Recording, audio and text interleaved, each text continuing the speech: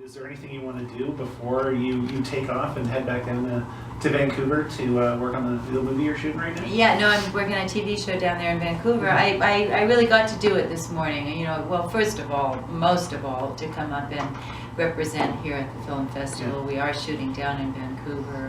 That's not lost on me that supporting the Whistler Film Festival while working so close by in Vancouver is really the only the right thing to do. So I'm really happy to be up here in that respect. And we will be shooting in Vancouver through March, and I'm really glad to know just how far Whistler is, and that the rental equipment is ready and available, and so hopefully come up and do a little more skiing through the winter. I sure hope so. Now, we were actually at your little Q&A for Prisoners last night. It was really cool. I got to see the movie at the Toronto Film Festival months ago, sort of before it was released, and since the movie has come out, I've noticed that there's been it's sort of taken on like a sort of, I don't know if I'd say cult status, but it's kind of taken on like a lot of online discussion. Interesting. Sure. What was your reaction when you saw Prisoners? Because I was kind of curious, like seeing not just yourself on the big screen, but it was like such a kind of a puzzle of a movie. It's very wonderfully complicated. I thought I loved it. But what was your reaction when you saw Prisoners?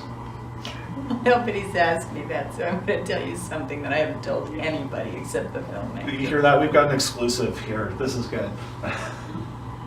There is a point towards the end of the film where Holly fires a gun. And when Holly fired the gun, the way in which she does, in the direction in which she does, which is all I'll say right now, I cracked up laughing, like belly laughing, like I couldn't stop. And I felt very awkward and silly. In the screening? I was alone in a screening room in New York, thank God. So that is the reaction that I remember the most, seeing it for the very first time. When an actor sees the film that they've worked on for the first time, this is not a fair viewing. And I beg producers to, as they so kindly were willing to show it to me alone in New York, just prior to going to Toronto. Because the way the day was going to work, I was going to have to talk about the film before I saw it at the premiere. Oh, wow. So I begged them, please let me see the film before then.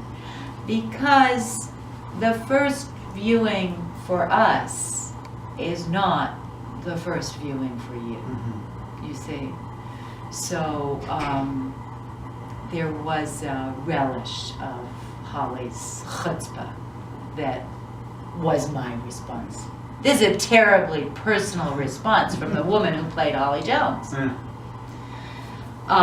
What I realized we had on our hands in the second viewing, when I can be more objective of an audience on it, was a really unique and unusual film in which you take a genre and a story that is,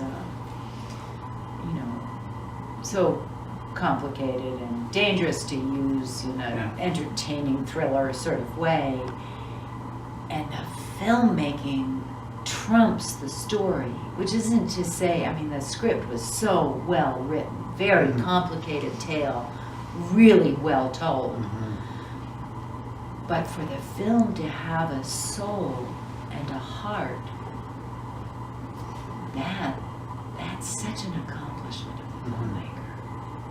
It's amazing to think, because the reason I asked was because Denny has had a couple of movies here at Whistler, so it was really cool to sort of have a repeat screening. Did you see his other movie, Enemy, by chance? It was another Toronto film festival. He sort of like made it at the same time. He did, yeah. Around the same time. Be released for some time yet. But I still haven't seen it yet, but no, he's such an amazing filmmaker, and can I just say, I almost want to break character. I just think you're awesome and amazing.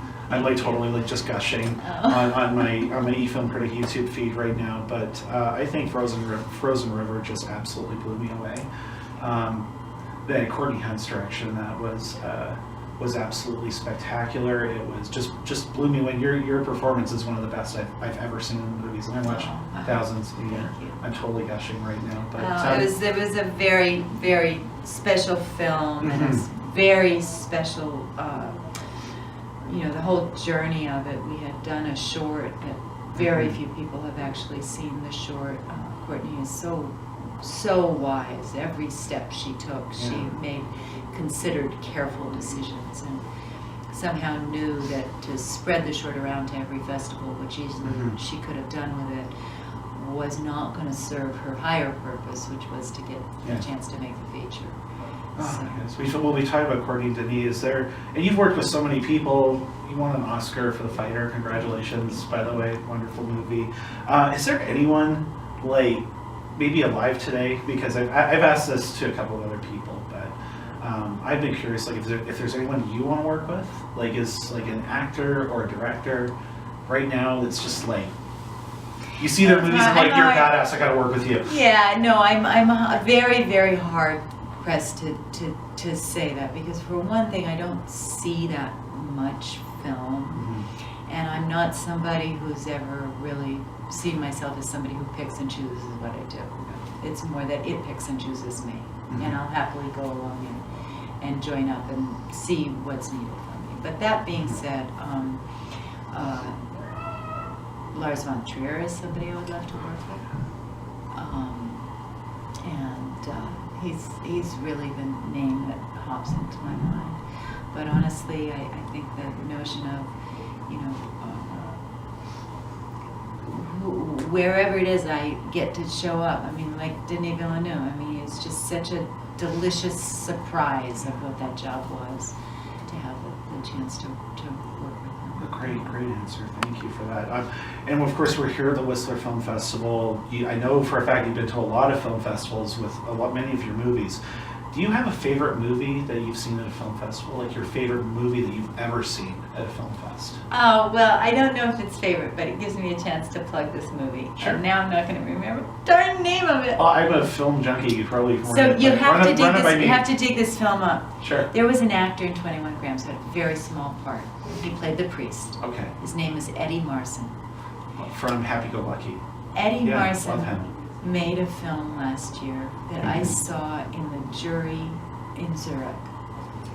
No one else wanted to talk much about that film. They had other films they thought would be the ones that rose to the top. But when I saw that, for me, and it's probably because I adore him so much, but he plays the gentleman who finds family for deceased that seem to have no family.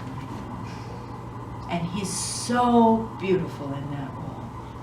So find out the name of that film. We'll definitely. And that's my most recent favorite. Well, that's great.